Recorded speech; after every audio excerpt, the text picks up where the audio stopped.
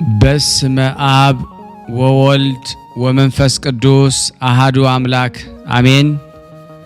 በክርስቶስ ክርስቲያን በወልድ ውሉድ በመንፈስ ቅዱስ መንፈሳውያን የተባላችሁ የክርስቶስ ቤተሰቦች የእናታችን የቅድስት ድንግል ማርያም የአስራት በኩራት ልጆች ሁላችሁም በያላችሁበት በወደደን ባፈቀረን በጌታችን በመድኃኒታችን በኢየሱስ ክርስቶስ ፍጹም ሰላምታ ሰላም ልላችሁ እወዳለሁ። ከእድሜያችን ይህንን ቀን ሰዓት ደቂቃ ባርኮ ቀድሶ እግዚአብሔር ለዚህ ለተቀደሰ ቀን አድርሶናልና ለቅድስት ሥላሴ ክብር ምስጋና ይግባው።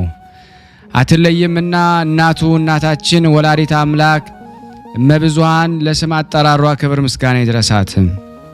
እንኳን ለሰማዕቱ ለቅዱስ ጊዮርጊስና ለነቢየ እግዚአብሔር ቅዱስ ዳዊት መታሰቢያ ክብረ በዓል በሰላም በጤና ደረሳችሁ። እንደዚሁም ለንጉስ ዳዊት ዓመታዊ ክብረ በዓል መታሰቢያ በጤና በሰላም ሁላችንም በያለንበት አደረሳችሁ ልላችሁ እወዳለሁ። የቅዱሳን ዝክር ተከታታዮች ቤተሰብ ሁላችሁንም በመግቢያው ላይ ፍጹም በሆነው በክርስቶስ ሰላምታ እንዳቀረብኩላችሁ ይሄንን ገድል ድርሳናት ስንክሳር የምትሰሙ በድጋሚ እንዳትረሱ ሁልጊዜም አንድ ብርጭቆ ውሃ በማዘጋጀት ይሄንን ገድል አምናችሁ ጸልያችሁ ሰምታችሁ በጽሞና ብትጠጡት ከያዛችሁ ደዌ ትፈወሳላችሁ። ብትጠመቁት ከያዛችሁ ከአጋንንት ስራት ትፈታላችሁ። እንደዚሁም በቤታችሁ የተለያየ መንፈስ ቢላክ ወይም ተልኮም ከሆነ ካለም የምትፈትሹበት የምታባረሩበት የምትጠበቁበት ስለሆነ ሁላችሁም ይህን እንድታደርጉ በቅዱሳኑ ስም ጠይቀብላችሁ እጅግ በጣም ደስ እያለኝና እየበረታው ሲሆን እናንተም ደግሞ በእውነት እንድታበረቱኝ ስለምፈልግ ለሁሉም ምእመናን ሼር በማድረግ ራሳችሁም ላይክ በማድረግ መልካም የሆነውን አስተያየታችሁን በመጻፍ እንደዚሁም ደግሞ ሰብስክራይብ በማድረግ እንድታግዙኝ በእውነት ሁላችሁንም እጠይቃለሁ። የቅዱሳን መታሰቢያ ለበረከት ስለሆነ አንድም ከህይወታቸው አንድም እግዚአብሔር ከሰጣቸው ቃል ኪዳን በረከት ስለምናገኝበት ይሄንን ሁላችሁም እንድታደርጉ በቅዱስ እግዚአብሔር ስም ጠይቃችኋል። በሶስተኛ እንግዲህ አገልግሎታችንን እንድትደግፉልን በተለይ ቴንኪዩ የሚለውን ባተን ስትጫኑ እንግዲህ አገልግሎቱን መደገፍ የምትፈልጉትን ያክል እንድትረዱ ይጠይቃልና በዚሁ አጋጣሚ ብዙ መስራት የምፈልጋቸው ነገሮች ስላሉ በዚህ መልኩ እንድታግዙን ሁላችሁንም ጠይቃለሁ። በመቀጠል በሶስተኛ በአራተኛ ደረጃ ላስቀምጠላችሁ የምፈልገው ነገር እግዚአብሔር ያደረገላችሁን ቅዱሳን በዚህ ገድል ድርሳናት ሰምታችሁ ህይወታችሁ ብዙ የተቀየረ እንዳለ አውቃለሁ። ጥቂቱን እየመጣችሁ እየነገራችሁኝ ነበርና በእናንተ መልካም አስተያየት አስተናግዳለሁ። በጽሞና እንድታዳምጡት ፈልጋለሁ። ሰላም መምህራችን ወንድማችን ሰላም ነው? እግዚአብሔር ይመስገን ሰላም ነኝ። ምስክርነት ለመስጠት ነበር እንግዲህ እግዚአብሔር በአንደበቴ ላይ አርፎ የተደረገልኝን ለማውራት በስላሴ ስም ይህንን ምስክርነት አቀርባለሁ ያልኩኝ የኪዳነ ምሕረት ቀን ነበር። እመቤታችን ቅድስት ድንግል ማርያም ኪዳነ ምሕረት እናቴ የምህረት እናት ያደረገችልኝ ጠይቂያት ማለት ነው። ስሟን ጠርቼ ያፈርኩበት ቀን የለም። ሁሉም ጻድቃን መላእክት ደናግል አቡነ ሐራ ድንግል አቡነ ሀብተ ማርያም እንዲሁም ደግሞ ቅዱስ ሚካኤል በዚህ በፊት ዩቲዩብ ላይ በጽሁፍ አስተላልፌያለሁ። ቅዱስ ሚካኤል አባቴ ያለውኝ በስደት ነው። የቅዱሳን ዝክር መከታተል ከጀመርኩ ቅርብ ጊዜ ነው። አያለው ዩቲዩብ ላይ ስክሮል አድርጌው አልፍ ነበር፣ አላየሁም ነበር ማለት ነው። አነባዋለሁ የቅዱሳን ዝክር ይላል ግን አላየውም ነበር ማለት። እንዳጋጣሚ አንደች ጓደኛዬ የቅዱሳን ዝክር እያዳመጥኩ ነው ስትለኝ፣ ዝክር ሲባል በጣም ነው የምወደው፣ ደስ ይለኛል። ዝክር እንደዚህ እንደ ሀገራችን ቤተክርስቲያን ሄደን ዝክር ሲዘከር፣ ቤትም ዝክር ሲዘከር፣ ያው በየባህላቱ ዝክር ሲዘከር በጣም ደስ ይላል። እና በቃ ያንን ልብ የተነሳስቶ በቃ ወዴት ላዳምጥ ብዬ ያው እግዚአብሔር ይመስገን ፈጣሪ አምላክ እውነት ለሁሉም ጊዜ ያለው እንዳለ ጠቢብ ሰለሞን ያው ጊዜው በፈቀደ ሰዓት ማዳመጥ ጀምሬያለሁ ማለት ነው። እግዚአብሔር በእኔ አንደበት ላይ አርፎ የማወራውን እሱ ይርዳኝ ማለት ነው። እመቤታችን ድንግል ማርያም ኪዳነ ምሕረት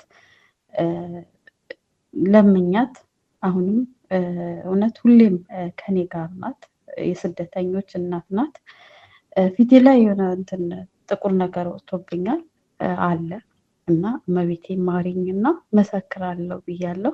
ያው ግዴታ እስከሙሉ ለሙሉ እስከምታጠፋልኝ መጠበቅ የለብንም ማለት ነው። ጠየቅናት፣ ያው ቀሪ የሷ ነው ማለት ነው። መመስከር ግድ ይላል እና አጥፊልኝ ብዬ ፊቴ ላይ ያለ የሆነ ጥቁር ነገር ወጣብኛል፣ አጥፊልኝ ብዬ ለምኛታለሁ።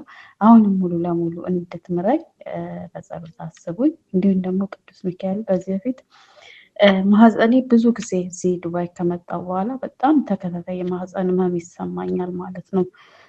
ለአሰሪዎች እንደፍሮ ማውራት በጣም ከባድ ነው፣ ይከብዳል አንዳንዴ እና ቅዱስ ሚካኤል አባቴ እባክህ ማረኝ ብዬ ለእናቴም ስለት እንድታስገባልኝ ነግሬያታለሁ። እና ቅዱስ ሚካኤል አባቴ እውነት እሱ ዳብሶኛል፣ እግዚአብሔር ይመስገን። እንዲሁም ደግሞ አቡነ ሀብተ ማርያም እንደዚሁም በዚህ ዙሪያ ምረውኛል ማለት ነው። ለምኛቸው ማለት ነው። ጸበላቸው እንትን አድርጌ ተጠምቄው ማለት ነው። ሁሌ ጸበል እያረኩ እጠመቃለሁ፣ እጠጣለሁ ማለት ነው። ክፍሌም እንደዚህ ቅዠት ሲያስቸግረኝ እንትን እረጨዋለሁ ማለት ነው። እና እውነት ጻድቃን መላእክቶች እንዲሁም ደናግሎች ሁሌም ከኛ ጋር ናቸው።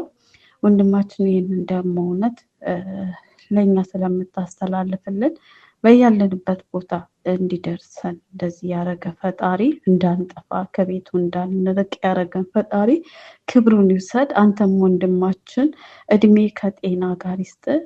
ፍሬዎች ፈጣሪ ይባርክልህ። ዘመን እግዚአብሔር አምላክ ይባርክልህ እላለሁ። መልካም የተባረከ ምሽት ይሁንላችሁ። ሰላም ሁኑልኝ።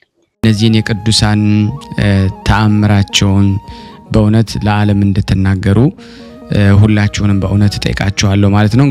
አንድ አምላክ በሆነ በአብ በወልድ በመንፈስ ቅዱስ ስም አምነን ጌታችን ኢየሱስ ክርስቶስ ረድኤት አጋዥ አድርገን የጌታችን የኢየሱስ ክርስቶስ ሰማዕት ቅዱስ ጊዮርጊስ የፈጸመውን ድንቅ ረቂቅ የሆነውን የገድሉን ዜና እንዲሁም ከተወለደበት ለሰማዕትነት እስከወጣበት ጊዜ ድረስ በአባቱና በእናቱ ሀገር በሀገሩም ሁሉ ያደረገውን ተአምራት እንጽፋለን፣ እናነባለን። ጸሎቱ በረከቱ በኔ በኃጥኡ አገልጋዩና በእናንተ እግዚአብሔር በወደዳችሁ ምእመናን ጋራ ጸንቶ በእውነት ለዘላለሙ ይኑር አሜን። ያለ ሐሰት የእግዚአብሔር ልጆች የክርስቲያን ወገኖች ሆይ የየብስና የባህር ፀሐይ የተርሴስና የቤሩት ኮከብ የፋርስና የልዳ ፀሐይ ስለ ጌታችን ኢየሱስ ክርስቶስ ሰማዕት የሆነው ቅዱስ ጊዮርጊስን ጥንት ሙሉዳን እንነግራችኋለን። ስሙ የገላትያ አውራጃ የምትሆን በእንቆራ አገር ኤጲስቆጶስነት የተሾመው አባ ቴዎዶጦስ በሚያዝያ በ23 ቀን ሰማዕትነትን የፈጸመውን የኃያሉን የቅዱስ ጊዮርጊስን ገድል ለማስረዳት ደግሞም ትውልዱን የአባቱንና የእናቱን አገር የወገኑን ደግነት የተጋድሎውን ጽናት ስለ እርሷ መከራ የተቀበለላትን መንግሥተ ሰማያትን ማግኘቱን በየአገሩ በየመንደሩ በጌታችን በኢየሱስ ክርስቶስ ታምራትን ድንቅ ሥራ ሲሰራ መኖሩን ለመግለጥ የደረሰው ድርሳን ይህ ነው። ይህ የቅዱስ ጊዮርጊስን የገድሉን ዜና የተናገረው አባታችን ቅዱስ ቴዎዶጦስ ስለ ቀናች ሃይማኖት በኒቂያ ከተሰበሰቡ ከ318 አባቶቻችን አንዱ ነው። እግዚአብሔርን የሚወድ ንጉሥ ቴዎዶጦስም በእግዚአብሔር ቸርነት ለኃያሉ ለቅዱስ ጊዮርጊስ ስለተሰጠው ክብር ያያትን ታላቅ ራእይ ይናገር ነበረ። ክርስቶሳውያን ወንድሞቻችንና እህቶቻችን ሆይ የከበረ በብዙ የተጋደለ የሰማዕታት አለቃቸው ኃያል ጽኑ የሆነ ዛሬ የሞቱን መታሰቢያ የምናከብርለት የሰማዕቱ የቅዱስ ጊዮርጊስን ብዙ ገድሉን ልንነግራችሁ ይገባናል። መድኃኒት የሆነ የክርስቶስ የመከራው ተካፋይ ለመሆን ይጠራ ዘንድ በሥጋውም የክርስቶስን መከራ ይቀበል ዘንድ የአምላክ ፍቅር በልቦናው በነደደችበት ጊዜ ፈሪሃ እግዚአብሔር በሰውነቱ ባደረች ጊዜ በንጹሕ ልብ በታላቅ ትዕግስት በብዙ ትጋት የክርስቶስን መከራ መስቀሉን ይሸከም ዘንድ ስለተዘጋጀላት ስለ ጸናች ሃይማኖቱ በሰው ዘንድ የተወደደ በእግዚአብሔር ዘንድ የተመረጠ ሆኖ የተገኘ እርሱ ነው።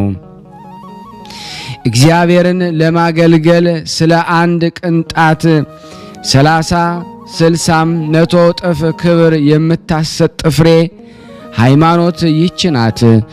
እርሱ በፍቃዱ ብቻ ብዙ ገንዘቡን፣ ወንዶችንና ሴቶችን፣ አገልጋዮችን፣ ያለውን ሀብቱን፣ ተላ ደስታውን ሁሉ ንቆ በሕግ ልቦና የአምላኩን ቃል ሰምቶ መስቀሉን ተሸክሞ ጌታውን ኢየሱስ ክርስቶስን ተከትሎታልና።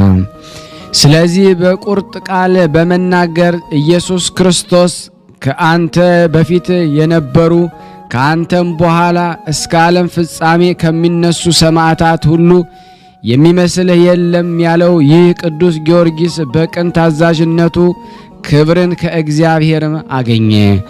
እርሱም በመንፈስ ቅዱስ ፍቅር የበረታ ነው። ለነፍሳችን ጥቅም የሚሆኑትን ብዙ ምግባራትን ለመፈጸም ሁል ጊዜ በትጋት ትሩፋትን ይሰራ ነበረ። ይልቁንም እግዚአብሔር የሚወደውን ይሰራ ነበረ። ነፍስን ከሚጎዱ አሳቦች ሁሉ እየራቀ የዚህን ዓለም ከንቱ ሥራዎች ከማየት ተለይቶ ዘወትር እግዚአብሔርን ያገለግል ነበረ። እነዚህ የዓለም ሥራዎች ፈጥነው የሚያልፉ የሚጠፉ ናቸው። ስለዚህም ይህ ኃያል ሰማዕት ብፁዕ ጳውሎስ ከዓለም ተለይታችሁ ከክርስቶስ ጋር ከሆናችሁ ምድራውያን ያይደለ በአብ እሪና ያለውን ክርስቶስ ያለበትን ሰማያዊውን አገር እሹ ፈልጉ ያለውን አስቦ ሰማያዊ ሥራን ደሞ መረጠ። ይህ የከበረ የተመረጠ በእውነት ንጹሕ የሆነ ኃያል ቅዱስ ጊዮርጊስ የአባቱን ሹመት የእናቱን የወገኑን ታላቅነት የመስፍንነቱን ክብር አልፈለገም። ክብሩንም ቢሆን እኛ ኃጥአን ዓለምን ብዕሉንም ደሞ እንወዳለን። በመጨረሻ ከምናገኘው ክብርም እንመርጣታለን። እርሱን ግን የሥጋ ጉልምስና አላሸነፈችውም። ይህ መንፈሳዊ ጀግና የጽድቅ ፀሐይ ኃያል ጊዮርጊስ በልቦናው መርምሮ ሕሊናውን ገዛ፣ ሰማያዊ ተስፋውንም መረጠ። ስለዚህ የምድር ነገሥታት ያዘጋጁለትን አክሊልና የሚገባውን ክብር እንደ ጉድፍ ወደ ኋላው ጣላቸው። የሥጋ ፍቃዱን አላሸነፈችውም። ከወርቁ ከጨርቁም ከማንኛውም ፍቅር አልተሳሳተም። ነፍሱም አምልኮተ እግዚአብሔር የቀና ሐሳቡንም ፍጹም ሃይማኖትን እግዚአብሔርን ለማገልገል የጀመረውን ገድሉን ለመተው አላዘነበለችም። የእግዚአብሔር ቸርነት ትረዳው ነበርና ፈሪሃ እግዚአብሔር ትጠብቀው ነበርና በሥራው ሁሉ እንዳይሰነካከል እግዚአብሔር እንደ ጽኑ አምባ ይጠብቀው ነበረ። ስለዚህ የስደት ዘመን በመጣ ጊዜ ይህ ብፁዕ ኃያል ጊዮርጊስ በፍጹም ልቡ መከራውን ለመቀበል አላወላወለም። እግዚአብሔር ወደ ገድል በጠራው ጊዜ ቅዱስ ጊዮርጊስ ወደ ገድል ለመሄድ ደስ አለው። ራሱ ወዶ ሥራውን አፋጠነ። መናፍቃን መከራ በሚያጸኑበት ጊዜ ሁሉ በጠላቶቹ ላይ ኃይልን ይጨምር ነበረ። አላውያን ነገስታት ድል ነስቶ ለዘላለም የማይጠፋ አክሊልን ደግሞ የመንግስተ ሰማያትን ክብርና ልዕልናን ከታመነ ወዳጁ ከንጹሃ ባሕሪ ከኢየሱስ ክርስቶስ ተቀበለ። ይህንም ክብር የተቀበለ እርሱ ብቻ አይደለም፣ ወደ እግዚአብሔር ያቀረባቸው ዘንድ ሲጋደል በኖረባቸው በእነዚያ በሰባቱ ዓመታት በትምህርቱ ያመኑ ብዙ ነፍሳትን ማክሊልም አግኝተዋል እንጂ። ዳግመኛም እግዚአብሔር የሰጠውን ክብርና ልዕልናውን እንነግራችኋለን። የጊዮርጊስን ዜና እንነግራችሁ ዘንድ ሕሊናዬ ግድ ይቀሰቅሰኛልና ልቤም እጅግ ደስ ይለዋል። የዚህ የሚያበራ መብራት ዛሬ በመላው ዓለም በዓል የሚያደርጉለት የታላቁን የኃያላኑ ቅዱስ ጊዮርጊስ ክብር እንንገራችሁ ዘንድ ፈጽሞ ያተገኛል። ጌታችን ኢየሱስ ክርስቶስ በመሐላ ቃሉን ያጸናለት ይህ ነው። እንዲህ ሲል እኔ በራሴ በቸር አባቴ በመንፈስ ቅዱስ እምልልሃለሁ ከሴቶች ልጆች ከዮሐንስ መጥምቅ የሚበልጥ እንዳልተነሳ እንዲሁም በሰማዕታት ማኅበር መካከል ለዘላለሙ አንተን የሚመስል የሚስተካከል የለም። በመንግስቴ አንተ ትበልጣለህ እንጂ ጊዮርጊስ የልዑል እግዚአብሔር ወዳጅ ትባላለህ። ወንድሞቼ ሆይ እኔ ግን ደግሞ አሁን የገናናውን የታላቁን የኃያላሉን የብርቱውን ኮከብ ሥራ ከጥንት ጀምሮ ልንገራችሁ እፈልጋለሁ። ክብሩን ለመናገር የአእምሮዬን ሕጸጽ የሕሊናዬን ደካማነት እኔ አውቀዋለሁና የከበረችውን ገድሉን ከፍ ያለችውን ክብሩን አስተካክዬ መናገር አይቻለኝም። ነገር ግን እግዚአብሔር በብርሃን ረድኤቱን ይልክልኝ ዘንድ በትዕግስት እጠብቃለሁ። ልቦናዬን ያበራልኝ ዘንድ ከኃያሉ ከጊዮርጊስ ካማረው ገድሉና ከተሰጠው ክብሩ በጥቂቱ ክርስቶስን ለሚወዱ ሰዎች እንድናገር ለደካማው ልሳኔ ኃይልን ይሰጠኝ ዘንድ የኃያላኑን የጊዮርጊስን ተጋድሎ ማሰብ በማድረግ ከሚኖሩ ከሰው ሁሉ ልቦና በላይ ነውና።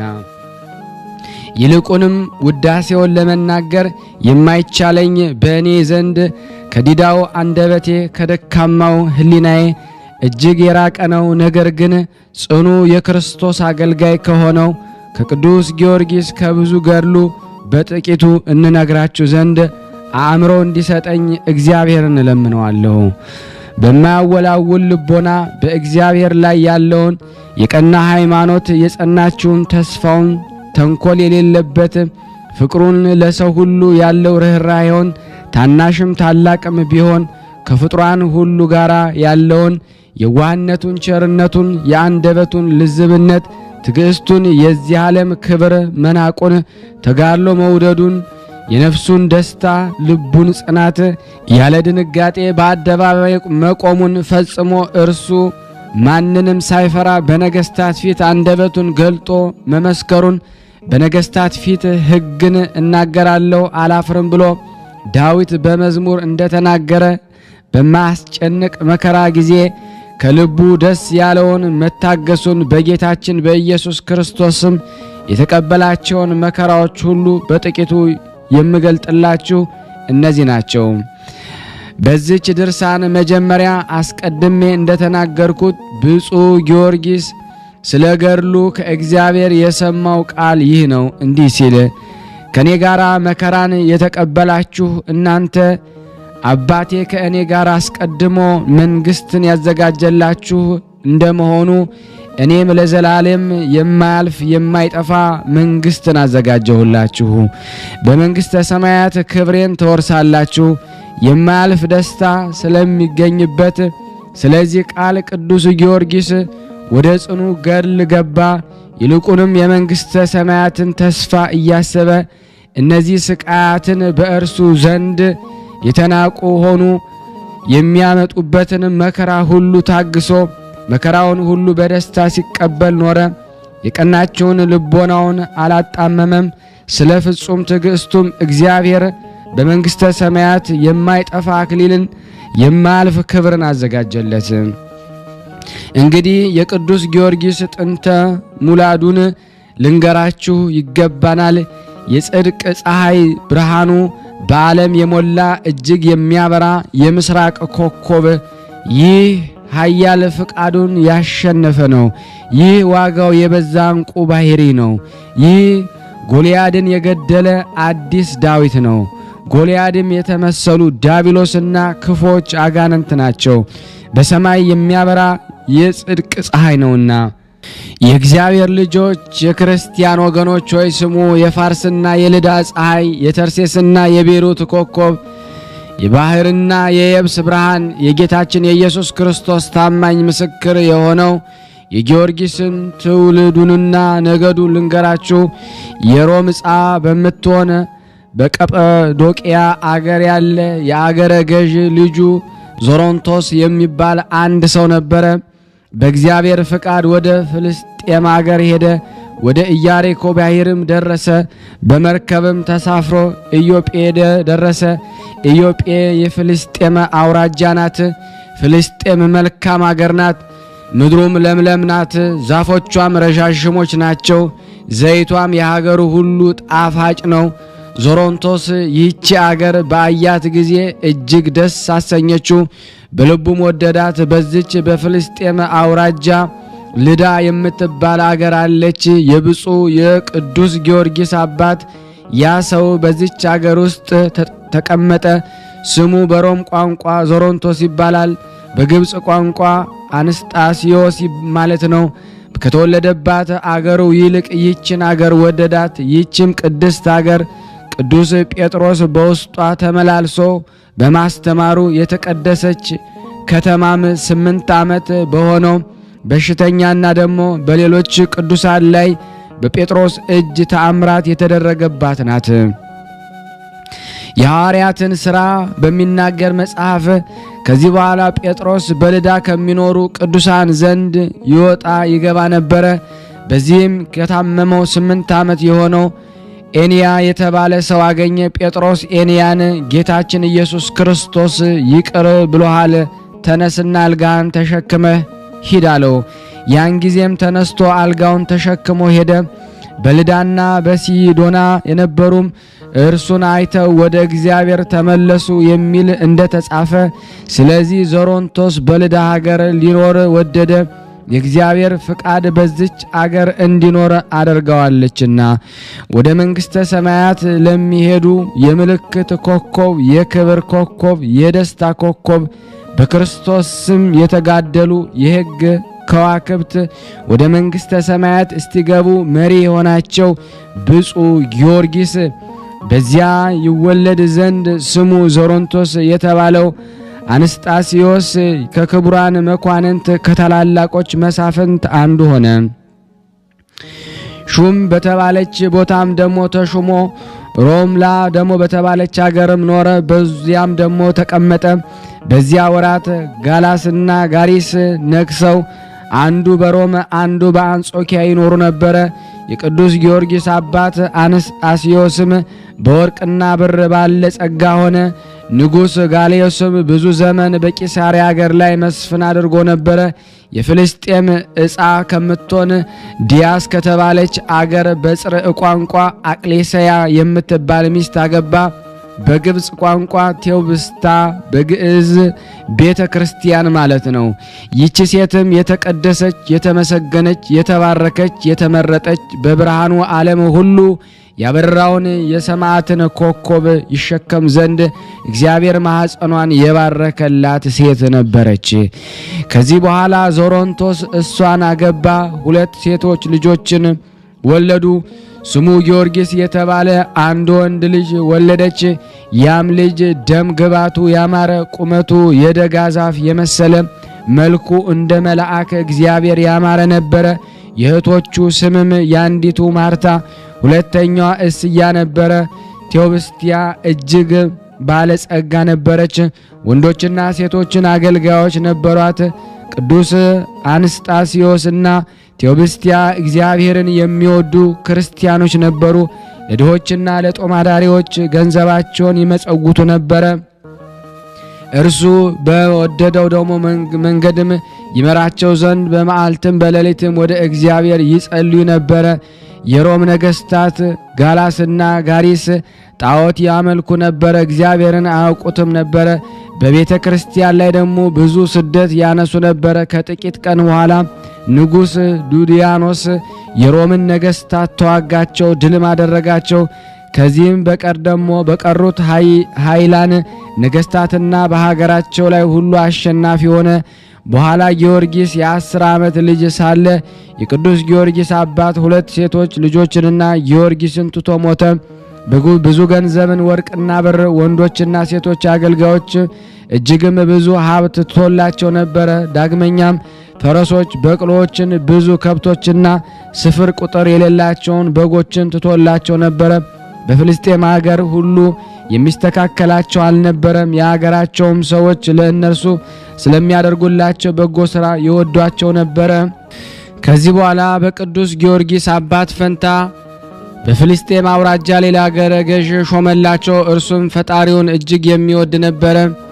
የዚህ ጻድቅ ክብሩ የወገኖቹም ክብር የታወቀ ነበረ። ዕድሜዋ 5 ዓመት የሆናት ከአንዲት ሴት ልጅ በቀር ወንድ ልጅ የለውም ነበረ። ለክብሩ እንደሚገባ በታላቅ ማዕረግ ወደ አገሩ በገባ ጊዜ ሕፃኑን ቅዱስ ጊዮርጊስን የ10 ዓመት ዕድሜ ልጅ ሳለ ልኮ አስመጣው። ብዙ ሰዓት አቅፎ ይስመው ጀመረ።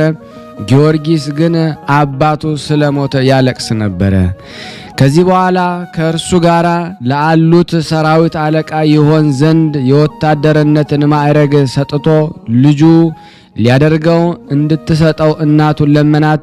እናቱም ልጅ ይሁንህ ብላ ደግሞ ሰጠችው። ክብሩን ደግሞ የወገኖቹንም ማዕረግ ጽፎ 100 ወታደሮችን ጨምሮ ወደ ንጉሥ ላከው። ንጉሡም መልእክቱን ደግሞ ባነበበ ጊዜ በኃያሉ በቅዱስ ጊዮርጊስ ደስ አለው። የወታደርነትን ማዕረግ ሰጥቶ በ5000 ወታደሮች ላይ የበላይ መኮንን አደረገው። አባቱ ከተወለት ከርስት ጉልት ግብርና ገጸ በረከት ሌላ 400 ወቄትን ብር ደሞዝ ደግሞ እንዲያገኝ ጻፈለት። ለነገስታት በሚገባ ክብር ወደ አገሩ ደግሞ መለሰው። ወደ አገሩም በገባ ጊዜ አገረ ገዡ የሀገሩ ሰዎች ወጥተው ተቀበሉት። ወደ ትልቁ የክብር አዳራሽም አገቡት። በማግስቱም እናቱ ለሀገሩ ደግሞ ሰዎች በሙሉ ለድሆች፣ ለባለጸጎች ደግሞ ለሴቶች፣ ለወንዶች፣ ለታናሹ ለታላቁ በአንድነት ታላቅ የደስታ በዓል ደግሞ አደረገች።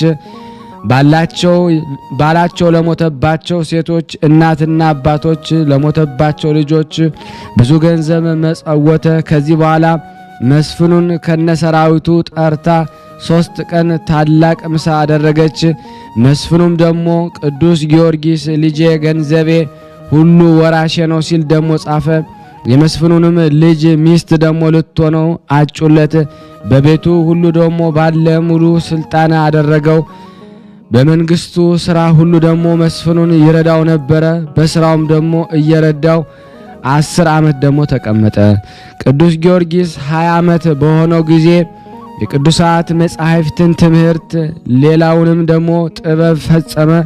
ደግሞም ፈረስ ግልቢያን፣ ቀስት መወርወርን፣ አውሬ ማደንን ተማረ። በሥራው ሁሉ ብርቱ ሰው ጀግና ወታደርም ሆነ። በጦር ሜዳም መሪ ሆነ። ወታደርም መካከልም በሀገሩም በጀግንነቱም በተወዳጅነቱን የሚወዳደረው ማንም አልነበረም። የእግዚአብሔር ጸጋ አድሮበት ነበርና ከብርታቱና ከጀግንነቱ የተነሳ ያየው ሁሉ እስኪያደንቀው ድረስ ዘወትር በግርማ ላይ ግርማ በኃይል ላይ ኃይል ይጨምርለት ነበረ። ወደ ሰልፍም በወጣ ጊዜ ሊዋጉት የመጡት ያዩትም ሁሉ ይፈሩት ነበረ። እርሱም በጠላቶቹ መካከል ፈረስ እየኮለኮለ የተመዘዘ ሰይፉን በእጁ ጨብጦ በቁጣ እኔ ኃያሉ ጊዮርጊስ ነኝ መጣሁላችሁ እያለ ያለ ድንጋጼ ወደ ሰፈራቸው ይገባ ነበረ። ድምፁን ሲሰሙ ከድንጋጼና ከፍርሃት ብዛት የተነሳ ጸብታቸውና የጦር መሳሪያቸው ከእጃቸው ይጥሉ ነበረ። እንዲህ አድርጎ ዘወትር ያጠፋቸው ነበረ፣ ይማርካቸው ነበረ። በሥራው ሁሉ እግዚአብሔር ይረዳው ነበረ። ቅዱስ ጊዮርጊስ 20 ዓመት ከሆነው በኋላ ከታጨችው ከመስፍኑ ልጅ ጋር ደግሞ ጋብቻ ይፈጽም ዘንድ መስፍኑ አሰበ። ግን ንጹሕ ድንግል ሰማያዊው ሙሽራ ያደርገው ዘንድ ክርስቶስ በሁሉ ነገር ደግሞ እንደሚጠብቀው አላወቀም ነበርና። መስፍኑም በዚህ ሐሳብ ላይ ደግሞ ሳለ በእግዚአብሔር ፍቃድ አረፈ። ገንዘቡን ሁሉ ለብፁዕ ቅዱስ ጊዮርጊስ ተወ። ከዚህ በኋላ ቅዱስ ጊዮርጊስ ቤሩት ወደምትባል ሀገር ሄደ። በዚያችም ሀገር ትልቅ መኮንን ነበረ። ሀገሪቱም በኢያሪኮ ዳር የተቆረቆረች ናት። በሮማ አንጻር ደግሞ የተሰራ ቅጽር ነበራት። ግንቧም ደግሞ እንደ ሊባኖስ ግንብ ነበረ። በሮቹም በባህር በኩል ነበሩ። ቅጽሯ ብርቱ ነበርና በየብስም ሆነ በመርከብ ደግሞ ለመጣ ጠላት አይደፍርም ነበርና። የቤሩት አገር ሰዎች ግን አረመኔዎች ነበሩ። የፈጠራቸውን እግዚአብሔርን አያውቁትም ነበረ። ስሙ ድራጎን የሚባል መንፈስ ሰይጣን ያደረበት አንድ ዘንዶ ያመልኩ ነበረ። ያም ዘንዶ እንደ አሞራ ክንፍ፣ እንደ ውሻ ያለ ጆሮ፣ እንደ ፍየል ያለ ጢም፣ እንደ አንበሳ ያለ እግርና ጥፍር፣ እንደ ዘንዶ ያለ ጅራት፣ እንደ አዞ ያለ ጥርስ ነበረው። አንገቱም የሰጎን አይነት ነበረ። ያም ዘንዶ ወደ ባህር በወረደ ጊዜ አንባርም ቢሆን አሳም ቢሆን በባህር ውስጥ የሚንቀሳቀስ ማንኛውም ነገር ቢሆን አስቀድሞ የሚበላውን ይመለከታል። ባያቸው ጊዜ ይተነፍስባቸዋል። መርዙ በትንፋሹ ውስጥ ነውና በነካቸው ጊዜ ይሞቱ ነበረ። ከዚህ በኋላ ይበላቸው ነበረ። ከባህር በወጣ ጊዜ ለዓይን እስኪርቅ ድረስ ወደ አየር ይወጣ ነበረ። ንስርም ቢሆን ሌሎችንም አዕዋፍ ቢሆን በአየ ጊዜ አስቀድመን እንደተናገረን እስትንፋሱን ይተነፍስባቸዋል። ዳግመኛ ወደ ምድር ወርዶ አናብስትን፣ አራዊትን፣ እንስሳትን ሲያይ የሚያመልጠው ደግሞ የለም ነበረ። ሰውም ቢሆን አንድ ከሆነ አይተውም ነበረ። ብዙ ሰዎች ሲሆኑ ግን አይቻለውም ነበረ። እንዳይገሉት ይፈራ ነበርና የያዘውን ግን በላዩ ላይ ተቀምጦ ይበላ ነበረ። በዓይኑ ከአየ በኋላ ከጉድጓድ ወይም ከዋሻ ቢገቡ ወደ ተራራ ወደ ኮረብታም ቢወጡ የሚያመልጠውም የለም። የዚህ ዘንዶ ፍጥረቱ እንደዚህ ነበረ።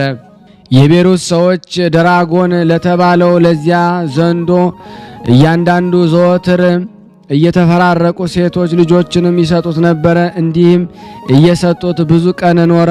በብዙ ዘመን በኋላ የአገሪቱ ሴቶች ልጆች ደግሞ ባለቁ ጊዜ የአገሪቱ ደግሞ ሰዎች ገዢዎች፣ ጌታችን ሆይ እኛስ ለአምላካችን ለድራጎን ምግብ አድርገን እየሰጠን ልጆቻችን አለቁ። አሁን እኛ እርሱ እንደማያገኘን አገር እንሄዳለን አሉት። አገረ ገዡ እኔን ልትተውኝ ነውን? አገሬም ምድረ በዳ ልታደርጓት ነውን? አለ። እንግዲህስ አታድርጉ አላቸው። እነሱም አገረ ገዡ ሴቶች ልጆቻችሁን አልቀዋል፣ እንግዲህ ለድራጎን ምን እንሰጣለን? ሚስቶቻችን እንዳንሰ ከነሱ ውጭ መኖር አንችልም አሉት። አገረ ገዡም አትፍሩ፣ አትሰደዱ፣ በፍቃዴ ልጄን እሰጣለሁ አላቸው። ሰዎችም አገረ ገዡ መልካም ብለሃል አሉት። ጊዜው ሲደርስ የአገረ ገዡ ልጅ ደግሞ ለዚያ ዘንዶ ሰጧት። የአገሩም አውጥተው ደግሞ እንደተለመደው ምግብ ልትሆነው ጫካ ውስጥ አኖሩለት። ዘንዶውን ግን አላገኙትም። ከአራዊት ወገን የሚበላውን ለማደን ወደ ዱር ሄዶ ነበርና የአገረ ገዡን ልጅም ደግሞ ትተዋት ደግሞ ወደ ቤታቸው ሄዱ። የቤሩት ሰዎች ልማዳቸው እንዲህ ነበረ፣ አስቀምጠው ትተውለት ይሄዱ ነበረ። የተመሰገነው ቅዱስ ጊዮርጊስ ወደ ቤሩት ሀገር በደረሰ ጊዜ በጨካዎቹ ሁሉ ደግሞ ሲዘዋወር የአገረ ገዡን ልጅ ብቻውን ተቀምጣ አገኛት። ከዚህ ምን ትጠብቂያለሽ አላት። ያቺ ልጅም ቅዱስ ጊዮርጊስን ጌታዬ ሆይ ለአምላካችን ለድራጎን እንዲበላኝ ሰጥተውኛል አላቸው። የአምላክሽ የድራጎን ግብሩ ምንድነው አላት። የሆነውን ሁሉ ነገረችው። ደግሞ ኃያሉ ቅዱስ ጊዮርጊስ አሁን የት አለ አላት። የሚበላውን አውሬ ሊፈልግ ደግሞ ሄዷል። እንግዲህ ሊበላኝ ደግሞ ይመጣል፣ አንተም ደግሞ እንዳይበላ ከዚህ ሂድ አለችው። ኃያሉ ቅዱስ ጊዮርጊስ ሰይጣን ያደረበት ይህን ከይሲ አልፈራውም አላት። እኔ ስመለከትህ ጽሕም ያላወጣ ሕፃን ከአምላካችን ከድራጎን አፍ ልጆቻቸውን ማዳን ከተሰናቸው ከቤሩት ሰዎች አንተ ትበልጣለህን አለችው። ኃያሉ ቅዱስ ጊዮርጊስ ከአማልክት ሁሉ የሚበልጠው ሰማይን ምድርን የፈጠረ አምላኬ አለ፣ ከዚህ ከተረገመ አውሬ እርሱ ያድነኛል አላት። ከልጅቷ ጋር ይህን ሲነጋገር ያ ዘንዶ በእግሩ እየሰገረ መጣ። ኃይሉን ቅዱስ ጊዮርጊስ ባየው ጊዜ አንገቱን መዘዘ፣ ምላሱን አውለበለበ። በእርሱ ላይ ሊወረውር ትንፋሹንም ሊተነፍስበት ወደደ። በእግዚአብሔር ፍቃድ የመጣ መንፈስ ቅዱስ ያደረበት ንዑድ ክቡር ቅዱስ ጊዮርጊስ ግን ከዘንዶ ቁጣ የተነሳ አልደነገጠም። በሥላሴ ስም በመስቀል ምልክት አማተበበት እንጂ። ያን ጊዜ ኃይሉ ደከመ፣ መርዙም ጠፋ። ኃያሉ ቅዱስ ጊዮርጊስ ከአምባ ላይ ፈረሱ ወረደ። ዝናሩን ፈትቶ የድራጎንን አንገቱን አስሮ ጎትሺ ብሎ ደግሞ ለልጅቷ ሰጣት። እርሱ በፈረሱ ላይ ደግሞ ተቀምጦ ልጅቷም ደግሞ ዘንዶን እየጎተተች ወደ ቤሩት ሀገር ገቡ። የአገሩ ሰዎች በአዩት ጊዜ ፈሩ፣ ደነገጡ። የአገሩን በር ዘጉ። ወደ ግንብም ደግሞ ላይ ደግሞ ይወጣል፣ ወደ ሰገነትም ይወጣል። ቅዱስ ጊዮርጊስ ድራጎኑን ያመጣህብን ምን አደረግነ? በፊትህም ደግሞ ልጆቻችን ጨርሷል። እርሱ አምላካችን ነውና አሉት። ኃያሉ ሰማዕት ከኢየሱስ ክርስቶስ በቀር ሌላ አምላክ የለም። አሁንም ራሱን ማዳን የማይቻለውን ይህን ሰይጣን ዘንዶ ተውና በክርስቶስ እመኑ አላቸው። አምላካችንን አንተውም አሉት። ካልተዋችሁትስ እንዲጨርሳችሁ እኔ ወደ እናንተ ሰደዋለሁ አላቸው። በፈጣሪ እንድናምን ዘንዶ ልትገድለው ትችላለህን አሉት። አሁን በጌታዬ በኢየሱስ ክርስቶስ ኃይል እችላለሁ አላቸው። ይህን ብለው ደግሞ ከሀገሪቱ ውጭ እንደ አንድ ምዕራፍ ያልሄዱ የሚያደርገውን ያዩ ዘንድ ሕዝቡ ተከተሉት። ቅዱስ ጊዮርጊስ ከፈረሱ ወርዶ ዝናሩንም ከዘንዶ አንገት ፈቶ ታጠቀና እንደገና ደግሞ ከፈረሱ ላይ ደግሞ ተቀምጦ ዘንዶን በጦር ወጋው። ዘንዶም ሞተ። የቤሩት ሰዎች ሁሉ ኢየሱስ ክርስቶስ በባሪያው በኃይሉ በቅዱስ ጊዮርጊስ እጅ ያደረገውን ተአምራት ባዩ ጊዜ አመኑ።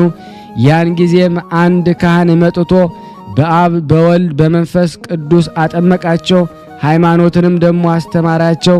ኃያሉ ቅዱስ ጊዮርጊስ ግን ወደ አገሩ ገባ። እነርሱም በስሙ ሁለት ቤተ ክርስቲያን፣ አንዱን በቤሩት ከተማ መካከል፣ አንዱም ድራጎንን በገደለበት ቦታ ላይ ሰሩለት። እስከ ዛሬም አለ። የኃያሉ የቅዱስ ጊዮርጊስ ልመናው በረከቱ እኔ በኃጥኡና በእናንተ በሚወዳችሁ በሕዝበ ክርስቲያን ላይ ጸንቶ በእውነት ለዘላለሙ ይኑር አሜን። ያለ ሐሰት የተወደዳችሁና የተከበራችሁ የክርስቶስ ቤተሰቦች ይህንን ድምፅ የምትሰሙ ሁላችሁም ሼር፣ ላይክ በማድረግ ለምእመናን ታደርሱ ዘንድ እጠይቃችኋለሁ። ከዚህ በመቀጠል ደግሞ ተአምር ለበረከት አነባለሁ። አንድ አምላክ በሆነ በአብ በወልድ በመንፈስ ቅዱስ ስም በማመን እግዚአብሔር ከኃያሉ ሰማዕት ለቅዱስ ጊዮርጊስ ያደረገውን ተአምራዊ ኃይል አስቀድመን እንጽፈላችኋለን። ኃያሉ ሰማዕት ቅዱስ ጊዮርጊስ የሰማዕታት ተጋድሎውን ከፈጸመ በኋላ ሥጋውን ወደ ሀገሩ ልዳ አምጥተው በስሙ ቤተ ክርስቲያን አንጸው ሥጋውን በዚያ ኖሩ። ቤተ ክርስቲያኒቱንም ደግሞ በኅዳር 7 ቀን አባ ቴዎድሮስ የተባለ ኢጲስቆጶስ ቅዱስ አከበራት። እሱም ጌታችን ኢየሱስ ክርስቶስ ለኃያሉ ሰማዕት ቅዱስ ጊዮርጊስ ስላደረገው ተአምራታዊ ኃይል ምስክር ነው። ይህንም ተአምር እግዚአብሔር ለቅዱሳኖች የሚያደርገውን ልዩ ጸጋ የተገባው ሕዝቡ ሁሉ ከየአውራጃው ስለ ታላቋና ክብር ስለሆነች ስለ ቅዱስ ጊዮርጊስ ቤተ ክርስቲያን ክብር በተሰበሰቡባት በወርሃ መርሙዳ ወይም በሚያዝያ 23 ቀን በእግዚአብሔር የፍቅር አንድነት ይህን ተአምር ጻፍን።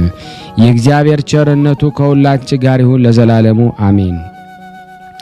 እግዚአብሔር በመረጠው በጻድቁ በንጉሥ ዳዊት መንፈስ ቅዱስ አድሮ ነገሬን በምሳሌ እገልጻለሁ።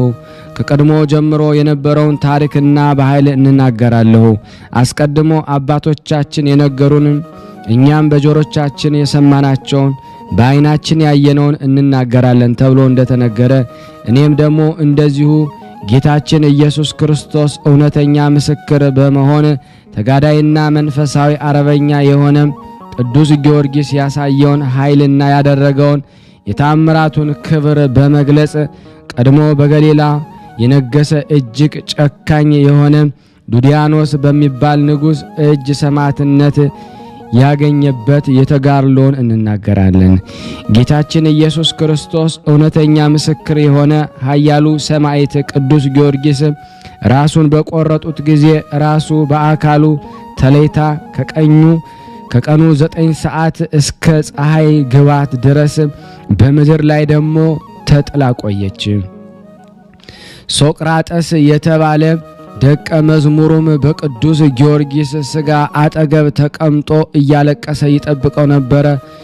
ሁለቱ አሽከሮች የጌታቸው የቅዱስ ጊዮርጊስን የደህንነቱን ዜና ለመስማት መጡ። በመንገድ ያገኛቸውንም ደግሞ ሰዎች በዛሬው ዕለት እንደተገደለ በነገሯቸው ጊዜ ልብሳቸውን ቀደው አለቀሱ።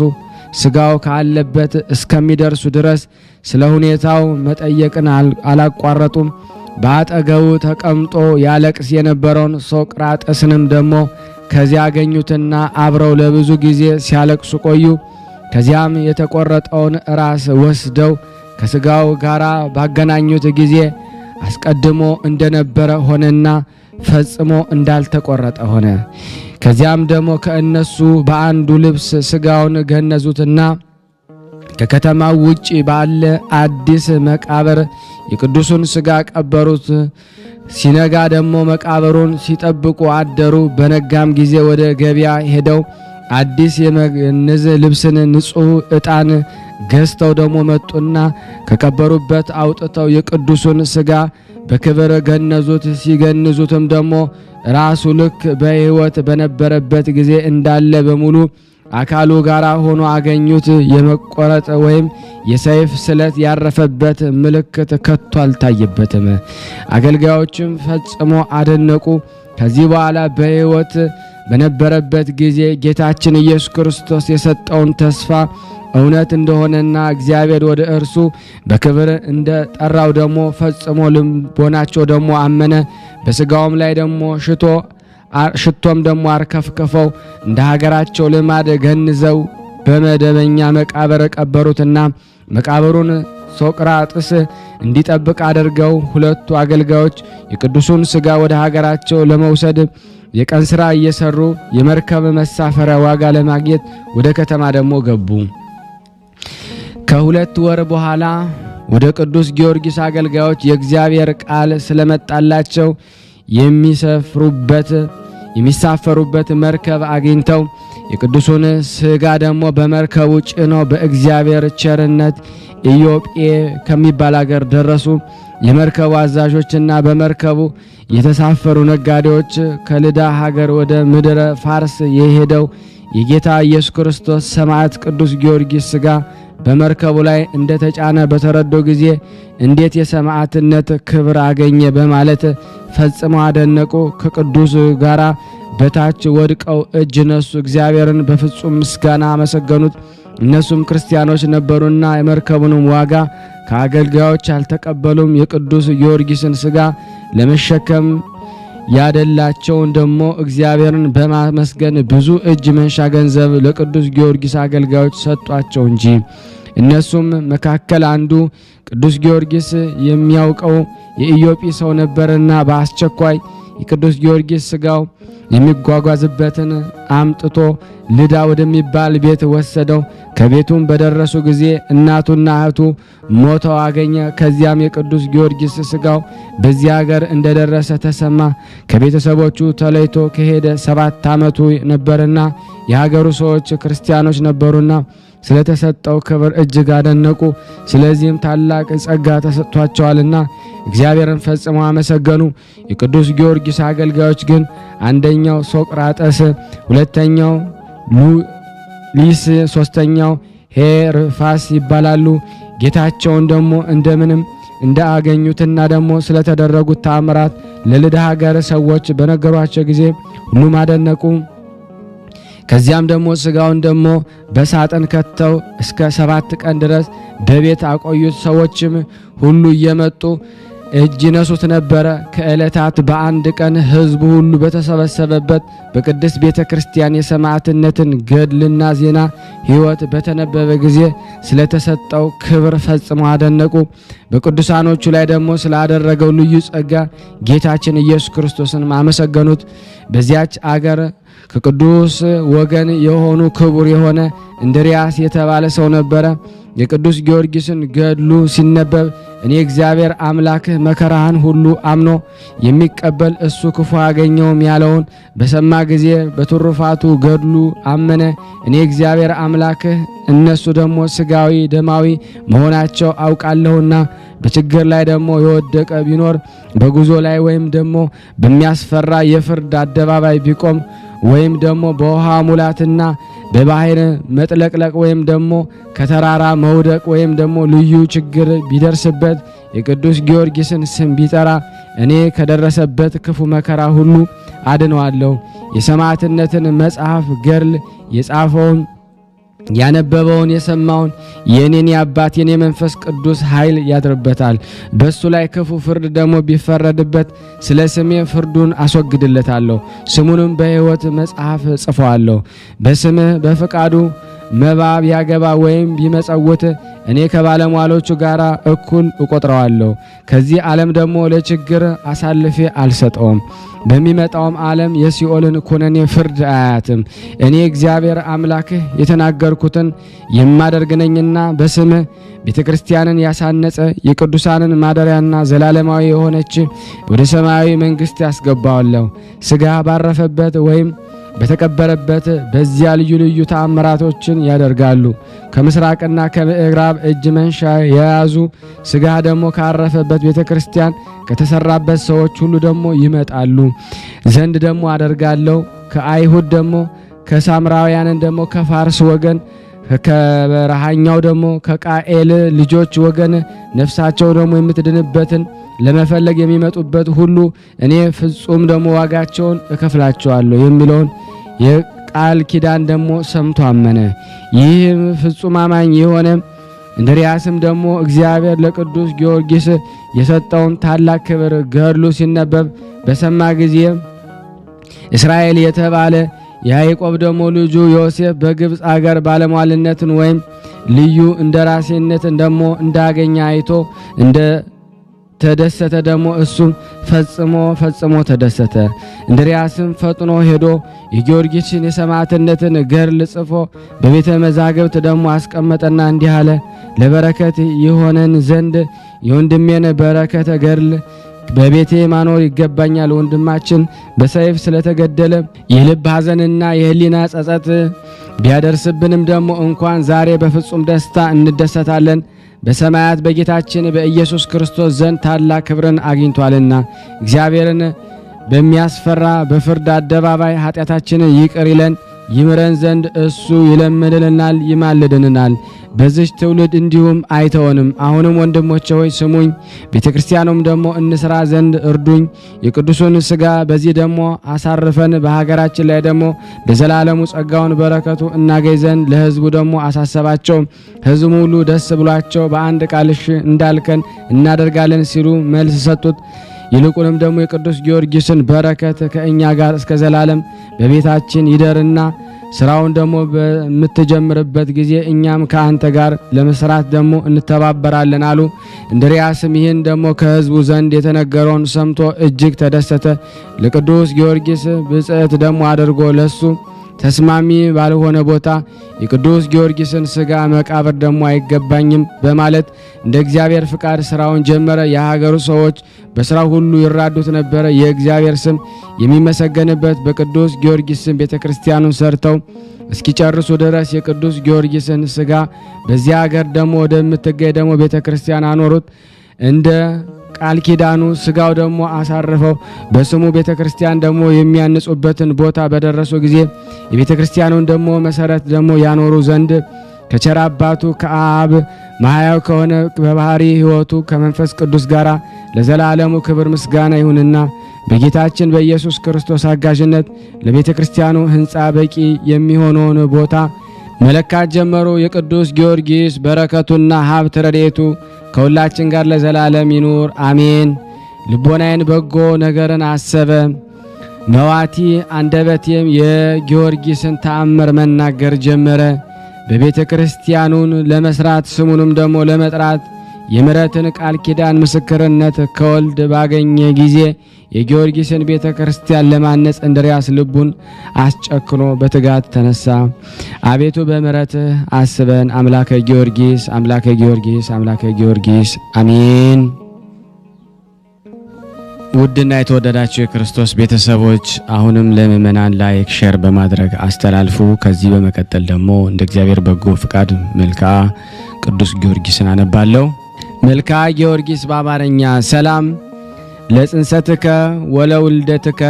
ቅዱስ ጊዮርጊስ ሆይ በአምላካችን በኢየሱስ ክርስቶስ በዓለ መስቀልና በክብርት እመቤታችን ድንግል ማርያም ክብረ በዓል ዕለት ለገጠማቸው ክቡር ጽንሰትህና ልደት ሰላም ላለው ጊዮርጊስ ሆይ ጨካኝና ደግሞ ቁጡ በሆነ በዱዲያኖስ አደባባይ ልዩ ልዩ ታምራትን እንደማድረግህ በጠዋት በማታ በከንቱ ነገር ደግሞ የሚነሳሱብኝን ጠላቶችን ሁሉ እንደ አመድ ደግሞ በነው እንደ ጢስ ጭሰው ደግሞ ይጥፉ።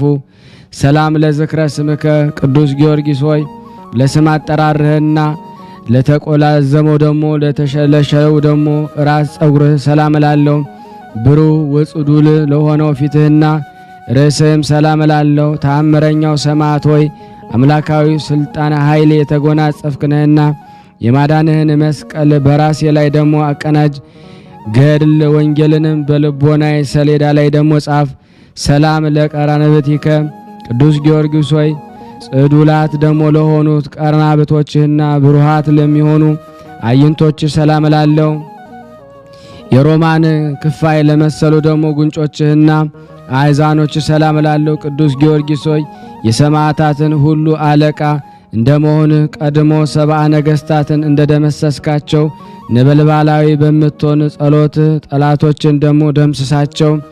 ሰላም ለአይናፊከ ጊዮርጊስ ሆይ እንደ ቀይ ሐር ፈትል ወይም ደግሞ ኩብ ለሚመስሉት ደግሞ ከናፈርህና አይናፎችም ሰላም ላለው እንዲሁም ለጽድዋን ደግሞ አስናኖችህና አፍ ሰላም ላለው ታምረኛው ሰማዕት ሆይ ደግሞ ቀድሞ የቢፋምን ደግሞ ልጅ ከክስ እበተ ኃጢአት ደግሞ ሰውነቱን እንደቀደስከው መንግሥተ ሰማያትን ለመውረስ ደግሞ እበቃ ዘንድ ሰውነቴን በፍጹም መቅደስ ቀድሰው ከኃጢአት ርኩሰት ንጹሕ አድርገኝ።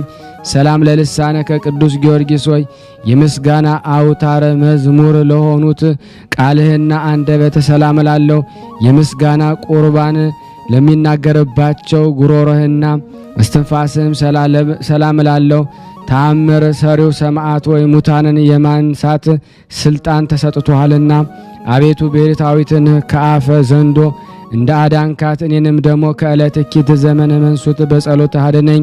ሰላም ለክሳድከ ቅዱስ ጊዮርጊስ ሆይ የመቆረጥና የመመተር ደግሞ ፍርድ ለተፈረደባቸው መታክፍቶችህና ክሳድ ሰላም ላለው ለተገረፈው ዘባንህና ለተቸነከረው እንግዳህም ደግሞ ሰላም ላለው ኃያሉ ሰማዕት ወይ ደግሞ እኔን ምስኪኑንና አገልጋይን ከሃይማኖት መራቆት ከምግባር እጦት ደግሞ ታድነኝ ዘንድ ማለዳለሁ።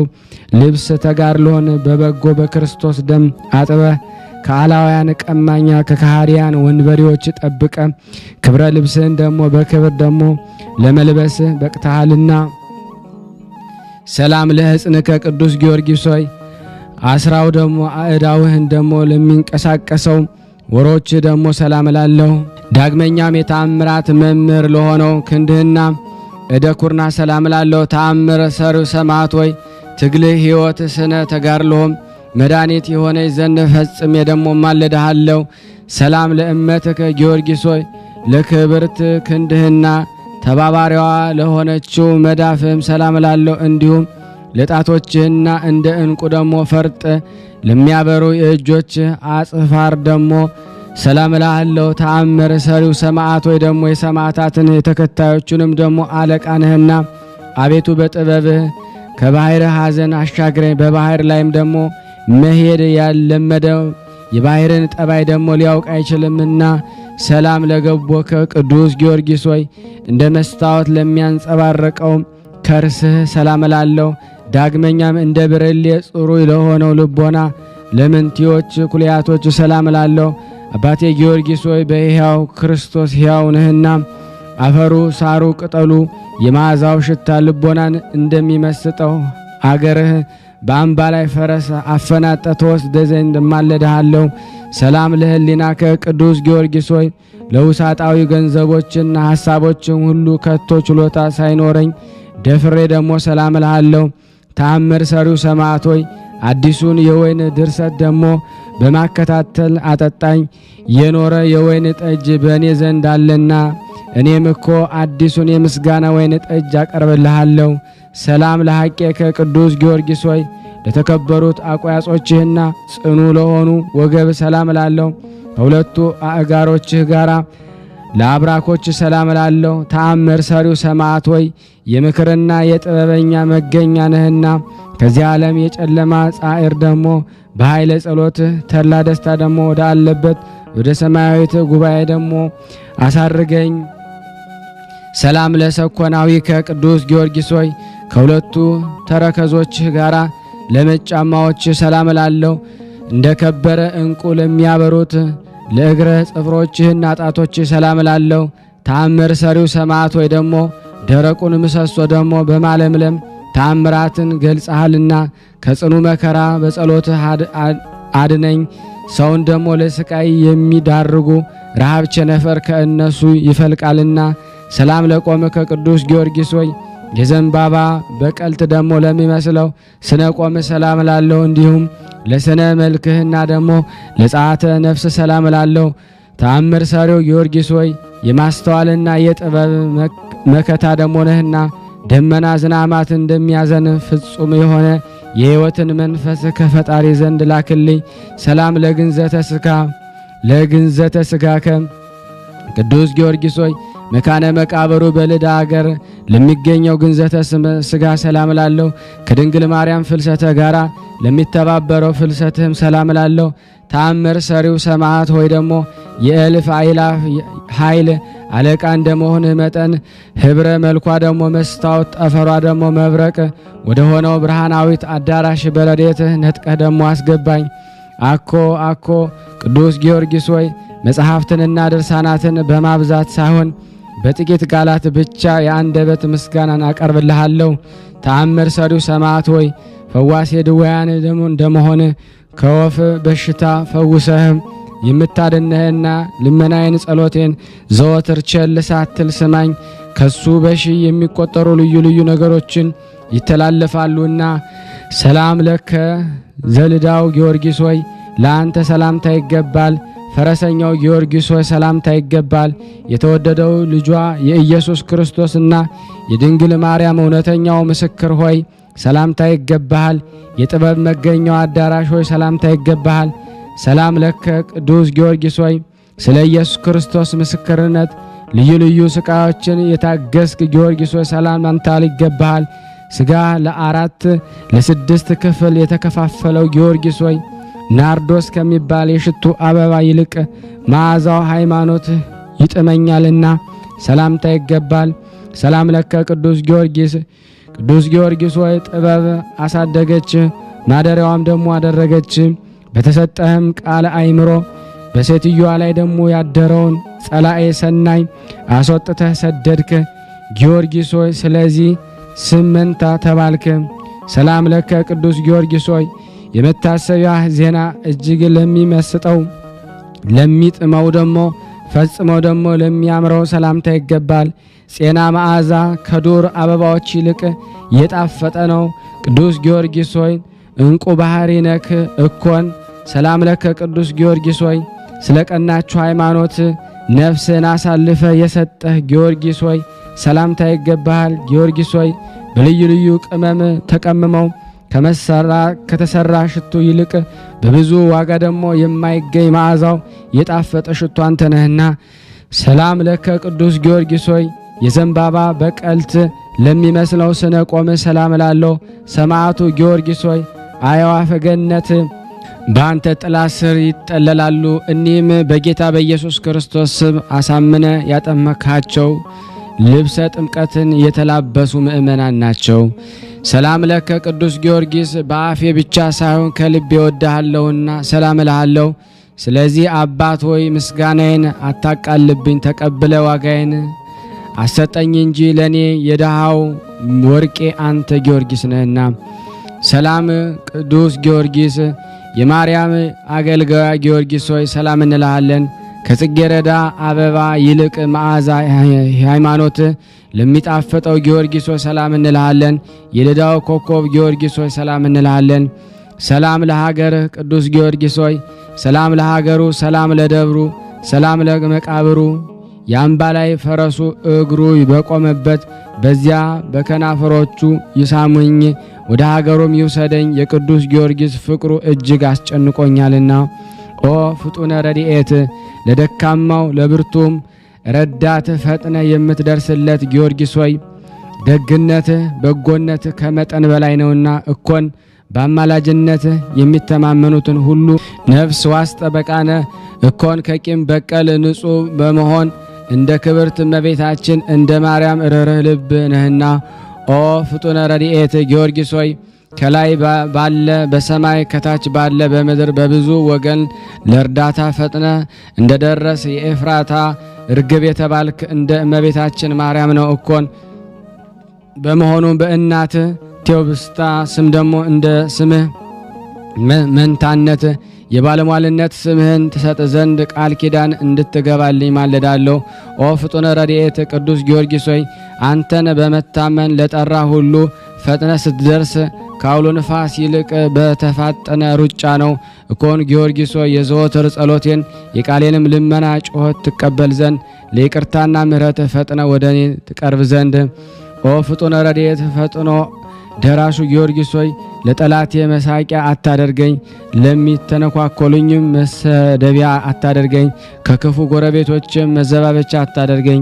አባቴ ጊዮርጊስ ሆይ የልቤን ሐዘን ስነግር ደግሞ ፈጥነህ ጸሎቴን ስማኝ፣ ነገሬንም አድምጥ። ያዘኑትን የምታረጋጋ ሆይ ወደ እኔ ቅረብ፣ ደግሞ በአጠገም ተገኝተ ደግሞ አለሁልህ በለኝ። ኦ ፍጡነ ረድኤት ፈጥኖ ደራሽ ጊዮርጊስ ሆይ አሁንም ለጠላቴ መሳቂያ አታደርገኝ። አባቴ ጊዮርጊስ ሆይ የምነግርህን ባለመናቅ ተቀብለህ ልጄ ወዳጄ አገልጋይ ታዛዤ ደረስኩልህ በለኝ። ኦ ፍጡነ ረድኤት ፈጥኖ ደራሽ ጊዮርጊስ ሆይ እንደ ወይን ጠጅ ልብን ደስ የምታሰኝ ነህ እኮን። ሐዘንን ታስረሳለህና ቅዱስ ጊዮርጊስ ሆይ ልመናችንን ፈጥነ ስማ። በባህር ላይ የምናሳፍፈውን ደግሞ በየብስ የምንነጉደውን ሁሉ ፈጥነህ እርዳን፣ እምነታችንን በአንተ ላይ አድርገናልና። ኦ ፍጡነ ረድኤት የእግዚአብሔር እውነተኛ ምስክሩ ፈጥኖ ደራሽ ሰማዕት ኃያሉ ጊዮርጊስ ሆይ በየዕለቱ እርዳታ አይለየኝ። የዚህ ዓለም ነጋዴ ያለ ትርፍ መውጣት መውረድ ከንቱ ድካም ነውና። አፍጣኒተ ረድኤት በችግርና በመከራ ጊዜ ደግሞ ከዓይን ጥቅሻ ይልቅ ደግሞ ለእርዳታ ፈጥነህ ደግሞ የምትደርስ ማርያም ሆይ በላባ ቤት ደግሞ ሳለ ያዕቆብ ረዳቱ አንቺ ነበርሽና እኮን። ድንግል ሆይ ደግሞ በፍጹም ሐሳቧ በፍጹም ልቦናዋ አንቺን ደግሞ የማትወድ ሰውነቷ ከወገኖቿ ተለይታ ትጥፋ ትደምሰስ፣ አሜን። ምምተኑ እመቤቴ ማርያም ሆይ ደግሞ ስላደረግሽልኝ ውለታ ሁሉ ከቶ ምን አይነት ዋጋ ነው የምከፍልሽ? ቸርነትን የምትወጅ እመቤቴ ሆይ የኔን ሀጥ ብትከታተኝ ለአንዲት ደቂቃ እንኳ መቆየት ባልቻልኩ ነበረ። ቸርነትሽ አማላጅነትሽ ይደረግልኝ። ሃይማኖተ ስሉስ ቅዱስ ጊዮርጊስ ሆይ የስሉስ ቅዱስ ሃይማኖት ስታስተምር ከአላውያን ነገሥታት ጋር ለ7 ዓመታት የተጋደልክ ታላቅ አርበኛ ነህ እኮን። ኃያሉ ቅዱስ ጊዮርጊስ ሆይ ድካም የማይሰማ ትጉህ ገበሬ ነህና ዳግመኛም እንዳይጥሉኝ ደግሞ እንዳይተነኳኮሉኝ ጠላቶችን እንደ ጢሳትነህ እንደ ጉማብነህ ፈጥነህ አጥፋቸው።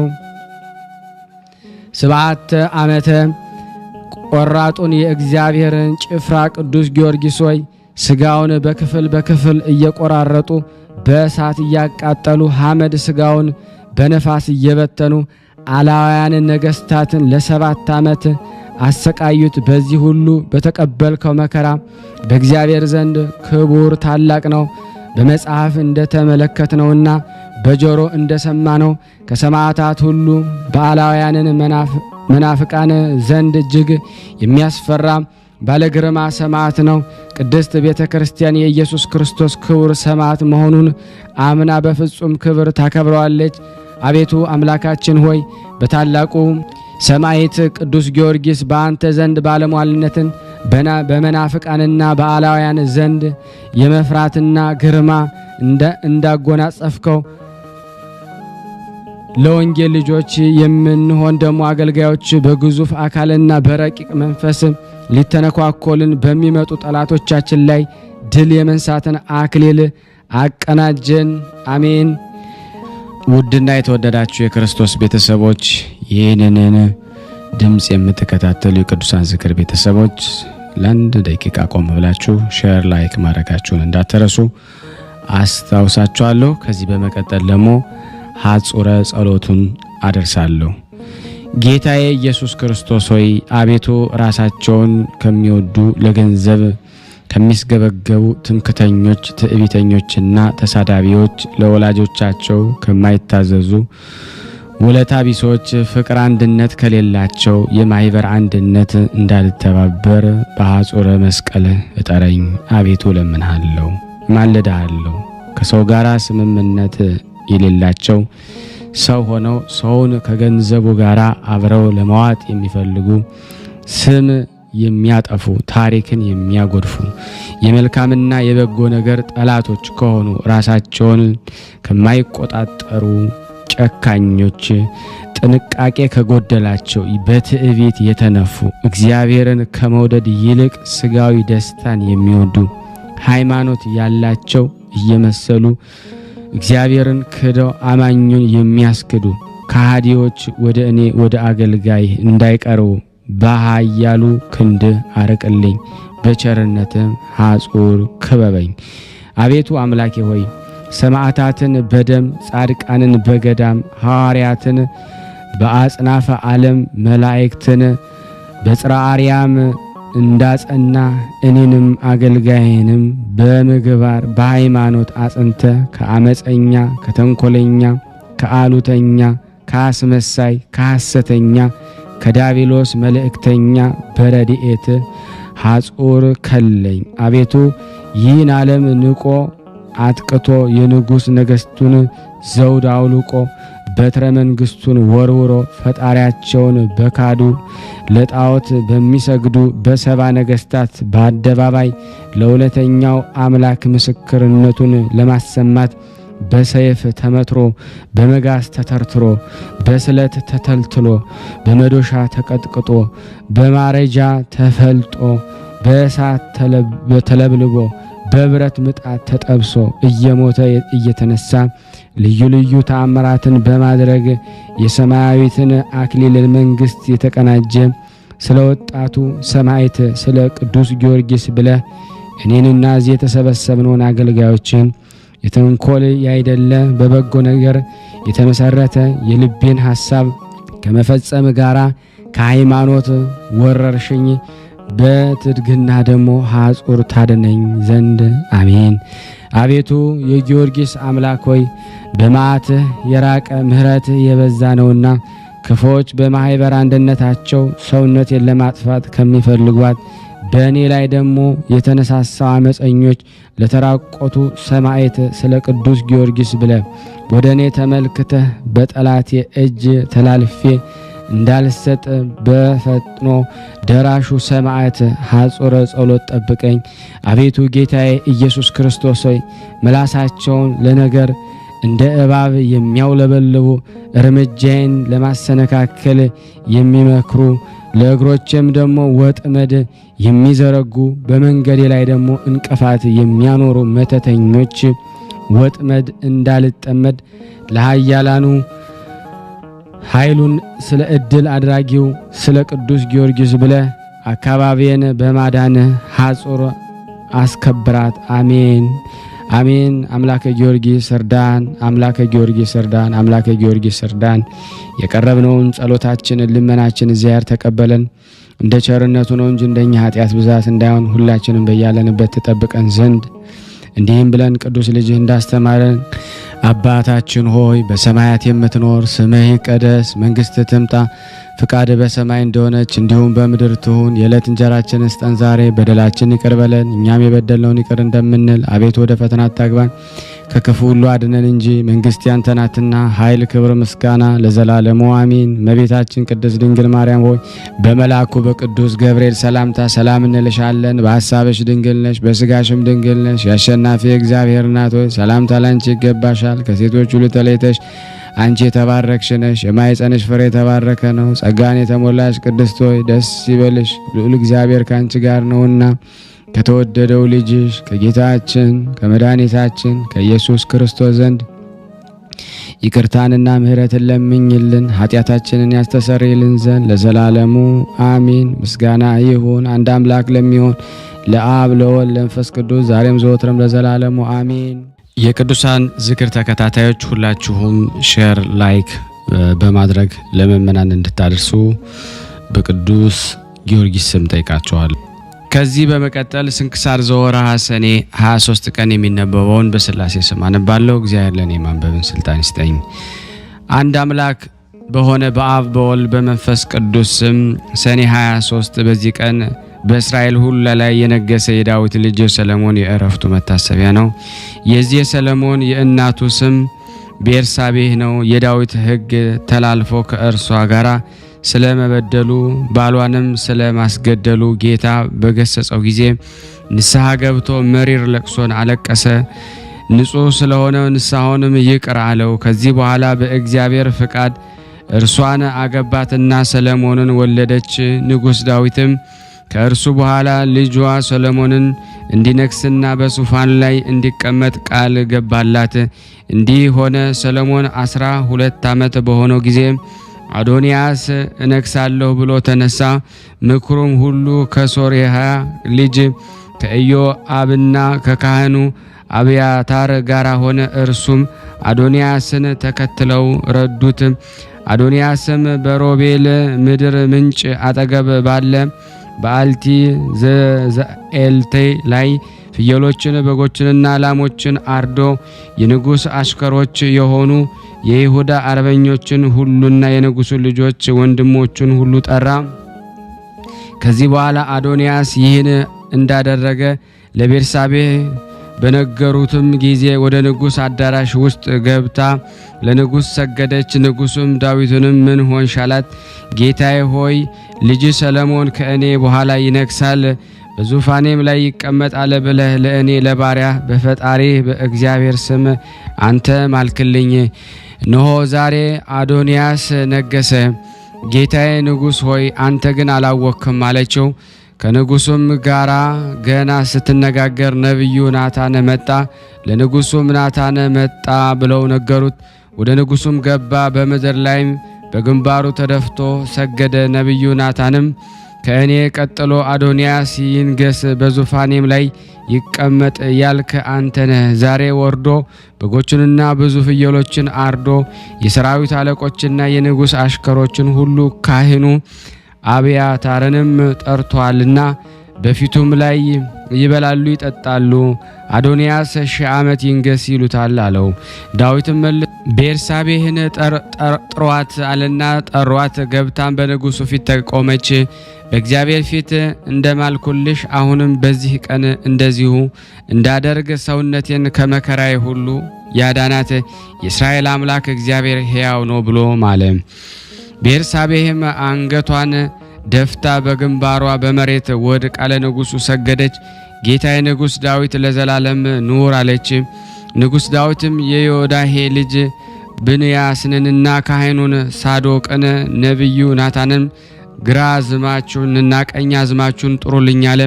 ንጉሡም ከእናንተ ጋር የጌታችሁ አሽከሮች ይዛችሁ ልጄ ሰለሞንን በበቅሎ ላይ አስቀመጣችሁ ወደ ጊዮን አውርዱት።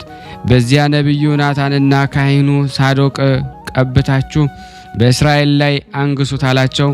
ቀንድ መለኮት ነፋ። ሰለሞን 1000 ዓመት ይነግስ በሉ። በተከትላችሁም ውጡ። ገብቶም በዙፋኔ ላይ ይቀመጥ። እርሱ ስለ እኔ ፈንታ ይንገስ። በሁለቱ ነገድና በ10 ነገድ ይንገስ ዘንድ እኔ አዝዣለሁ።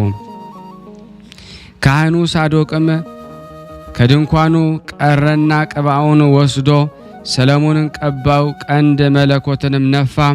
ሕዝቡም ሁሉ ሰለሞን 1000 ዓመት ይንገስ አሉ። ሕዝቡ ሁሉ ተከትለውት ወጡ። ከበሮም መቱ፣ ታላቅ ደስታም አደረጉ። ድምፃቸውን የተነሳ ምድሪቱ ተናወጸች። ሰለሞንም በመንግስት ዙፋን ተቀመጠ። የንጉሥም አሽከሮች ጌታቸው ንጉሥ ዳዊትን ሊያመሰገኑ ገቡ። እግዚአብሔር የሰለሞንን ስም ከስምህ ይልቅ መልካም ያደርገው፣ ዙፋንም ከዙፋን ይልቅ የበለጠ ያደርገው አሉት። ንጉሥ በአልጋው ሆኖ ሰገደ፣ እንዲህም አለ። ዓይኖቼ ሲያዩ በዙፋኔ ላይ የሚቀመጥ ልጅን ለእኔ ለባሪያ ዛሬ የሰጠ የእስራኤል ፈጣሪ እግዚአብሔር ይክበር ይመስገን አለ። ዳዊትም የሚሞትበት ወራት በደረሰ ጊዜ ልጁ ሰለሞንን እንዲህ ሲል አዘዘው፣ እኔ ሰው ሁሉ በሚሄድበት በሞት ጎዳና እሄዳለሁ። አንተ ግን ጽና፣ ብልህ ሰውም ሁን። በሕጉ ጸንተ ትኖር ዘንድ የፈጣሪን እግዚአብሔርን ትእዛዝ ጠብቅ። እኔ እንዳዘዝኩ እንዴት እንደምታደርግ ታውቅ ዘንድ በሙሴ ሕግ የተጻፈውን ትእዛዙን፣ ሕጉን፣ ፍርዱን ጠብቅ። ልጆችህን ሕግህን ቢጠብቁ በፊቴም በፍጹም ልቦናቸው በፍጹም ሰውነታቸው በእውነት ጸንተው ቢኖሩ ከእስራኤል ዙፋን ላይ ሰው አይጠፋብህም ብሎ እግዚአብሔር ለእኔ የነገረኝን ቃሉን ያጸና ዘንድ ጠብቅ ብሎ አዘዘው። ዳግመኛም በኢዮአብና በሳሚ ወልደ ጌራ ላይ በቀለ እንዲያደርግ አዘዘው። እነርሱም እጅግ የከፋና ብዙ ክፋት የሰሩ ነበሩና ከዳዊት ዕረፍቱ በኋላ ሰለሞን በዚያ መስዋዕት ይሰዋ ዘንድ ተነስቶ ወደ ገባዖን ሄደ። ገባዖን ፈጽማ ትሰፋ ነበርና ሰለሞን በገባዖን በዚያው መሰዋ ውስጥ 1000 መስዋዕትን ሰዋ። እግዚአብሔር ሰለሞንን በሌሊት በሕልም ተገለጠለት። ለአንተ እሰጥህ ዘንድ ልብህ ያሰበውን ልመናን ለምን አለው። ሰለሞን በቅንነትና በእውነት በንጹሕ ልቦና ከአንተ ጋር በፊትህ ጸንቶ እንድኖር ከአባቴ ከዳዊት ጋር ታላቅ ቸርነትን አድርገሃል። በዚችም ቀን ልጁን በዙፋን ላይ ታስቀምጠው ዘንድ ይህን ታላቁን ቸርነት አጽንተህለታል አለው። አሁንም አቤቱ አንተ ፈጣሪ ስለ አባቴ ስለ ዳዊት ፈንታ እኔን ባሪያህን አንግሰኸኝ፣ እኔም መግቢያዬንና መውጫዬን የማላውቅ ታናሽ ብላቴና ነኝ። እኔ ባሪያህ ግን የማይቆጠር ብዙ ሕዝብ በሆነ በመረጥከው ወገን መካከል አለው። ለዚህ ለብዙ ወገን መፍረድ የሚችል የለምና ሰምቶ ለወገኖች በእውነት ፍርድን ይፈርድ ዘንድ ከክፉ ነገርም ለይቶ በጎን ነገር ያውቅ ዘንድ ለባሪያ እውቀት ስጠው። ሰለሞንም ይህን ነገር ለምኖታልና ይህ ነገር እግዚአብሔር በፊቱ ደስ አሰኘው። እግዚአብሔር ይህን ነገር ከእኔ ለምንሃል፣ ለአንተም ብዙ ዘመንና ባለጸግነት አልለመንህምና ጠላቶችህንም አጥፋልኝ ብለህ አልለመንህምና፣ ነገር ግን ፍርድ መስማትን ታውቅ ዘንድ ለምንሃል። እነሆ እንዳልክ አደረኩልህ። እነሆ ከአንተ አስቀድሞ እንዳልነበረ ከአንተም በኋላ እንዳንተ ያለ እንዳይነሳ አድርጌ ብልህና አስተዋይ ልቦናን ሰጠው።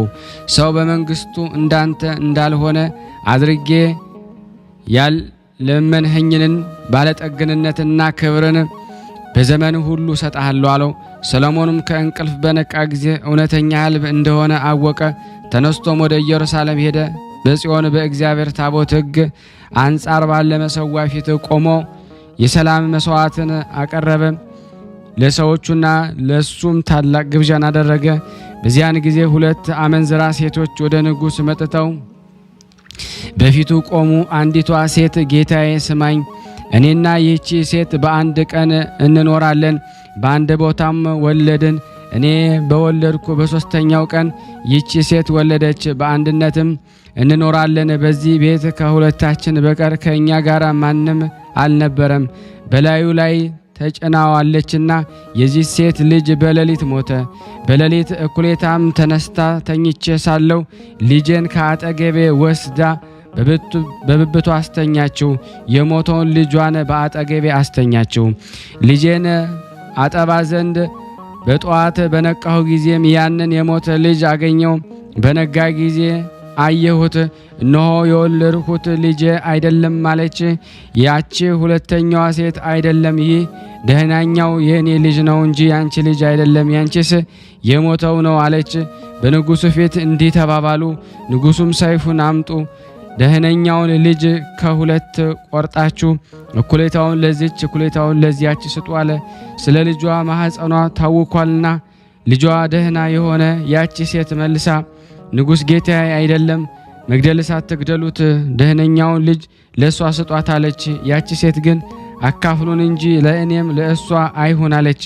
ንጉሡም መግደልስ አትግደሉት፣ እሱን ለእሷ ስጧት ላለችው ለዚህ ሴት ደህነኛውን ሕፃን ስጧት፣ እርሷ እናቱ ናትና አለ። እስራኤልም ሁሉ ንጉሡ የፈረደውን ይህን ፍርድ ሰምተው ቅን ፍርድን ይፈርድ ዘንድ የእግዚአብሔር ጥበብ በእሱ ላይ እንዳለ አይተዋልና በንጉሡ ፊትም ፈሩ። ከዚህ በኋላ የእስራኤል ልጆች ከግብፅ ከወጡ 484 ዘመን በሆነ ጊዜ ሰሎሞን በእስራኤል ላይ በነገሰ በአራተኛው ዓመት በሁለተኛው ወር የእግዚአብሔር ቤተ መቅደስ ሊያንጽ ጀመረ።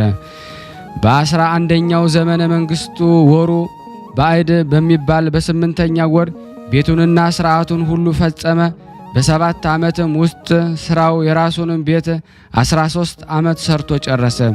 ከዚህ በኋላ ሰሎሞን የእግዚአብሔር ቤትና የራሱን ቤት በ20 ዘመን ሰርቶ በጨረሰ ጊዜ የእግዚአብሔር ታቦት ሕግ ከዳዊት ከተማ ከጽዮን ያመጣት ዘንድ ያን ጊዜ የእስራኤል ሽማግሌዎችን የነገድ አለቆች የአባቶቻቸውን ቤት አለቆች ሁሉ በኢየሩሳሌም ሰበሰባቸው። የእስራኤልም ልጆች ሁሉ ወደ ንጉሥ ወደ ሰሎሞን በ7ኛው ወር በጥቅምት ተሰበሰቡ። የእስራኤልም ሽማግሌዎች ሁሉ መጡ። ካህናቱም ታቦቷንና ምስክሯን ድንኳን በምስክሩ ድንኳን ውስጥ ያለ ነዋያ ቅዱሳትንም ሁሉ ተሸከሙ። ንጉሥና እስራኤል ሁሉ በታቦቷ ፊት ስፍር ቁጥር የሌላቸው በጎችና ላሞቹን ይሰዉ ነበረ። ካህናቱም ታቦቱን ከኪሩቤል ክንፎች በታች በቤቱ ውስጥ ወዳለው ወደ ቅድስት ቅዱሳን ቦታዋ አገቧት።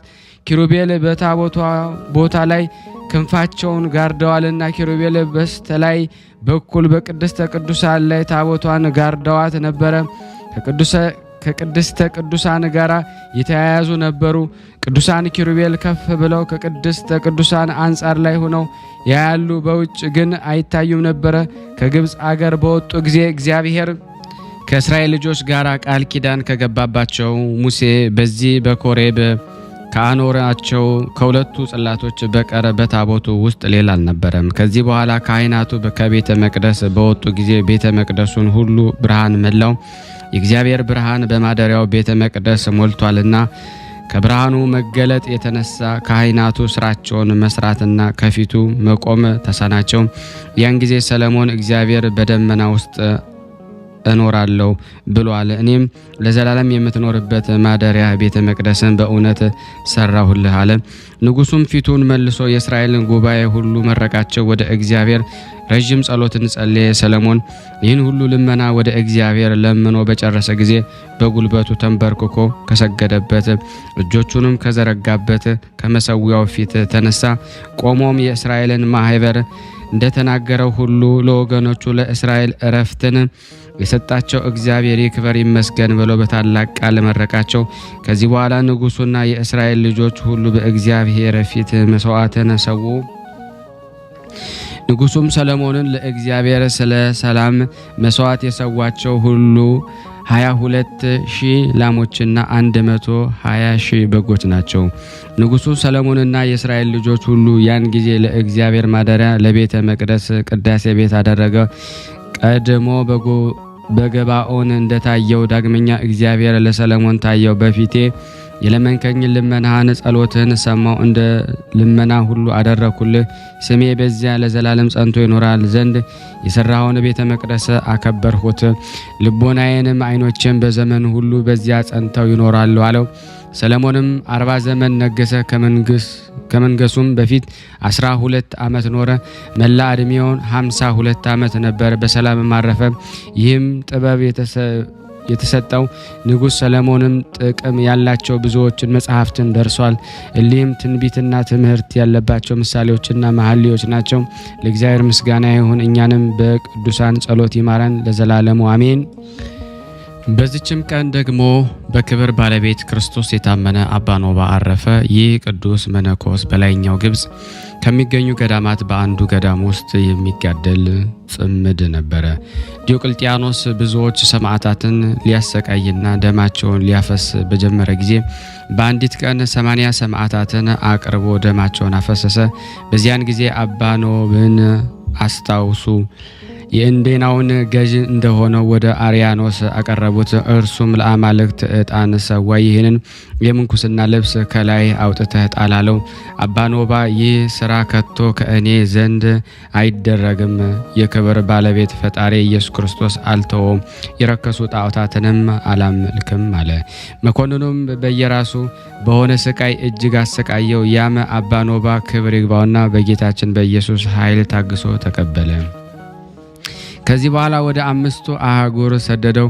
በዚያም በጉድጓድ ውስጥ ጣሉት። በውስጡም ጌታችን ከሃዲው ዲዮቅልጥያኖስን አጥፍቶ ደግ ንጉሥ ቁስጥንጥኖስን እስከ ሾመው ድረስ 7 ዓመት ኖረ። ቁስጥንጥኖስን በነገሰ ጊዜ ክብር ይግባውና ስለ ክርስቶስ የታሰሩትን ሁሉ ፈትተው ወደ እርሱ እንዲያቀርቧቸው ከእርሳቸው እንዲባረኩ ወደ አገሮች ሁሉ ደብዳቤዎችን ላከ። ለመልእክተኞች እንዲህ አላቸው፣ ሁሉንም ወደ እኔ ማድረስ ካልተቻላችሁ እጆቻችሁን በራሴ ላይ ጭነው ይባርኩኝ ዘንድ ክብር ያላቸውን ታላላቆችንና መምህራን አምጧቸው። እነርሱም ውስጥ የታወቁ አህናህ የተባለ አገር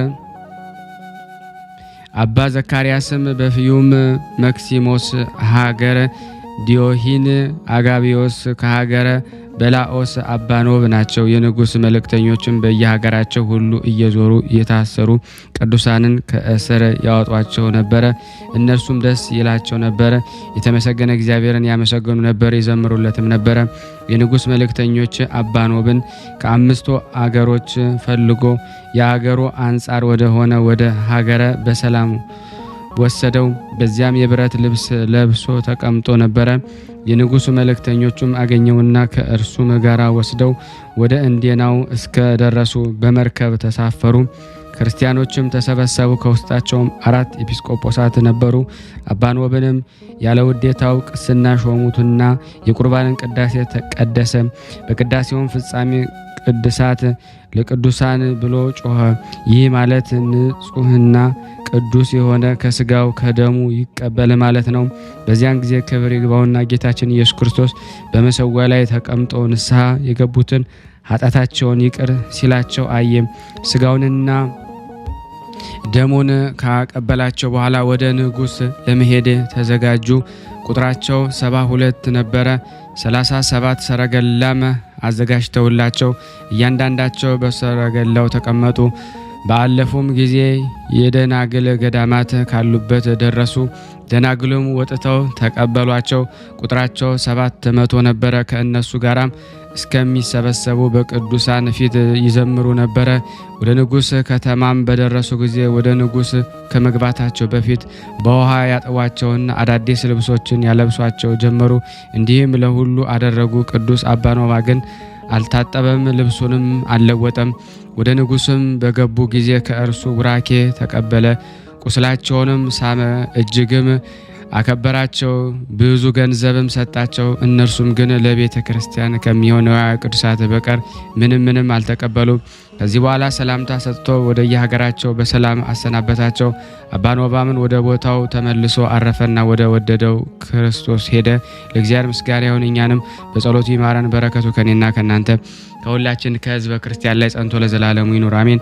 በዚህ ዕለት የሰማዕታት መርቆሬዎስ፣ ቶማስና ፊልጶስ መታሰቢያ ነው። በረከታቸው ከኔ ከናንተ ከሁላችን ከሕዝበ ክርስቲያን ላይ ጸንቶ ለዘላለሙ ይኑር አሜን። ያለ ሐሰት ያቀረብነውን ጸሎታችን ልመናችንን እግዚአብሔር ይቀበለን። እንደ ቸርነቱ ነው እንጂ እንደኛ ኃጢአት ብዛት አይሁን። ስናነብ የነጠበውን የጎደለውን በአፈ መላእክት ሞልቶ ይቀበለን። ከቅዱሳኑ በረከት እንዲያሳትፈን፣ ሀገራችንም ሰላሙን፣ ፍቅሩን፣ አንድነቱን እንዲመልስልን፣ ለታመሙት ፈውስ፣ ለታሰሩት መፈታትን እግዚአብሔር ይልክልን ዘንድ፣ ጾሙን ጾመ ድነት ያደርግልን ዘንድ፣ በሰላም ያስጀመረን በሰላም እንዲያስፈጽመን፣ የአምላክ በጎ ፍቃድ እንዲሆንልን፣ ማህበራችንን እንዲያሰፋልን፣ እንዲጠብቅልን፣ በአንድነቱንን ቅዱስ የሆነውን ስሙን አባታችን ሆይ እንበል።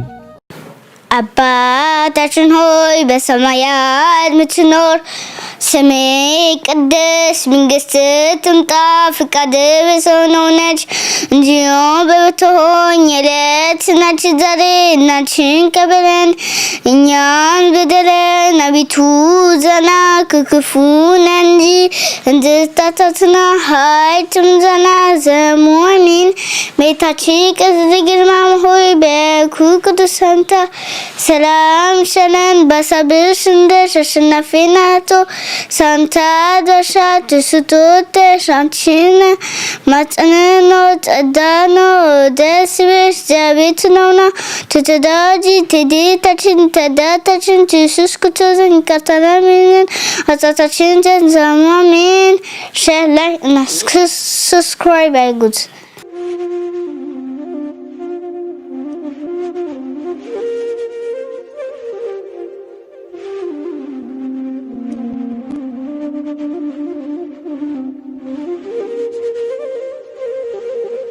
እየተመገቡ ነው የሚገኙት። ዛሬ ግድፍት ቀን ነው፣ ግን ያው በሽሮ ነው ያገኘው። ሁሌም ሲጾሙ ከርመው በዚህ ነው እየተመገቡ ነው። በዚህ ውስጥ ነው የሚስተናገደው። የሚያስፈልገውን በሙሉ የሚያገኘው ከቤተ እግዚአብሔር ነው እና በረከት መቅመስ ይችላል። ለዛ ነው የእግዚአብሔር ቤት የተባለው። ሁሉም ጌታ አግኝቶበት የሚሄድበት ቤት ነው። ቤተ እግዚአብሔር ይባላል። በረከት ቅመሱ፣ አረፍ በሉ ነው። እጅግ አድርጌ ማሳሰብ መወደው ይሄን ነው። ስለ ቅዱስ ገብርኤል ብላችሁ እንደምትልኩ በጣም ተስፋ አደርጋለሁ። በኢትዮጵያ ንግድ ባንክ ቀጥታ መላክ ለምትፈልጉ እዚህ ጋር ባለው ቁጥር ላኩ። እንደዚሁም ደግሞ አሜሪካና ወደ ካናዳ አካባቢ ያላችሁ በዜል ቁጥር መላክ ለምትፈልጉ እንደዚሁም የዜል ቁጥራችን እዚህ ጋር አስቀምጠናል። ካሻፕም ለምትፈልጉ የካሻፕ ቁጥር እዚህ ጋር እንደምትፈልጉት አለ። እንደዚሁም ፔይፓል በፔይፓል መላክ ለምትፈልጉ በሁሉም መልኩ አለላችሁ። እንግዲህ